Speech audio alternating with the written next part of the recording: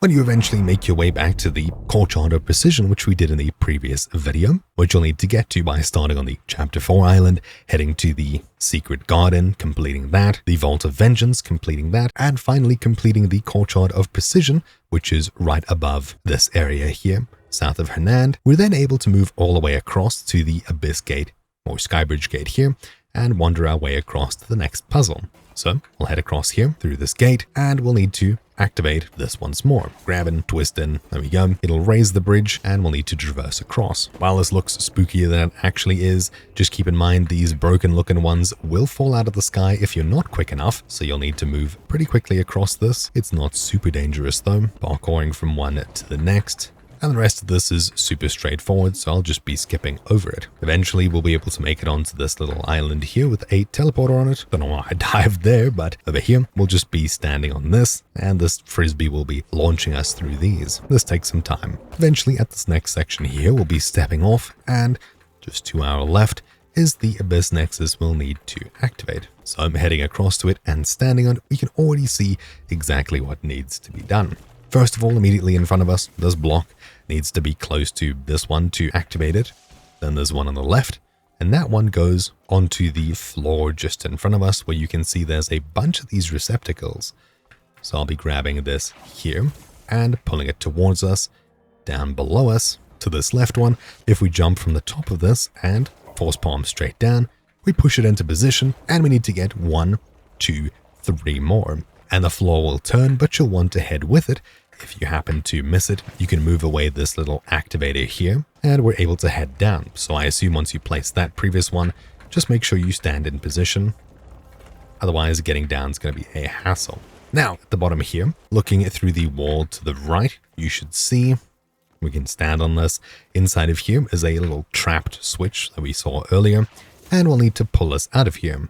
This puzzle was more difficult in a previous update, but they have simplified it a little bit, it seems. Pull it through, and we'll be using the rotation ability to pull it across through this next door here, all the way around. Just rotate if it gets stuck. And at this one over here, we'll need to flatten it out and bring it through this hole. So there we go. Once we've done that, we'll need to look above us, and we'll be placing it by the ceiling so we can grab it when we rotate the platform once more. You don't really need to grab it too quickly, you just need to make sure it's close enough to the ceiling that it'll be pushed when it eventually rotates around. Should be good enough.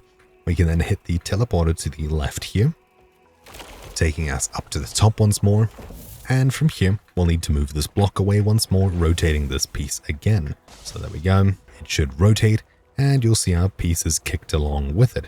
Now, we'll take the loose one that we just collected, pull it across, and place it on the other side over here, where we can then force palm it into place, but we'll also be grabbing the previous one, using the pull ability and just drag it on it until it eventually pops out of here.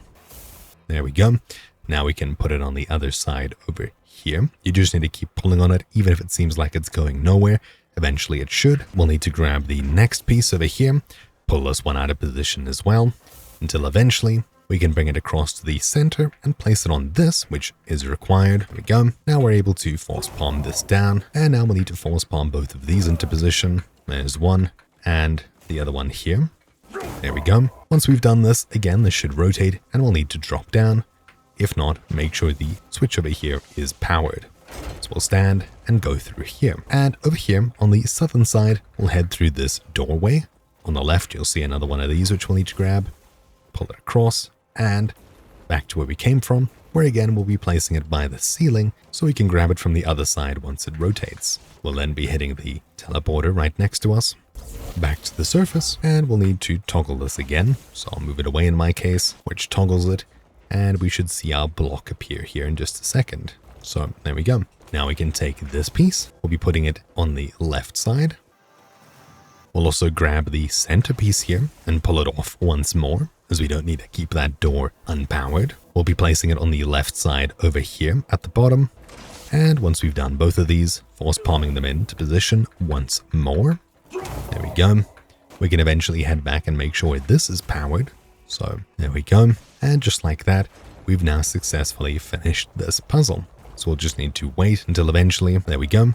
Now we can force palm this, slam, and that's it. Once we grab the Abyss artifact, there's 2 chests on this island. If we head to the right and through this window, you'll see on the other side a chest over here, which is worthwhile grabbing. Nothing too crazy though. Need to drop some useless gunk we picked up. And inside of it, you'll get some random loot. It's not a fancy glowing treasure chest. There's nothing too crazy.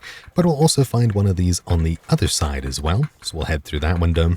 And in return, there we go. We can grab this. And once we have, we're done with this puzzle. So, hopefully you found this video useful. Thank you for watching. My name's been Troubleshoot. And I'll see you all next time. Ciao.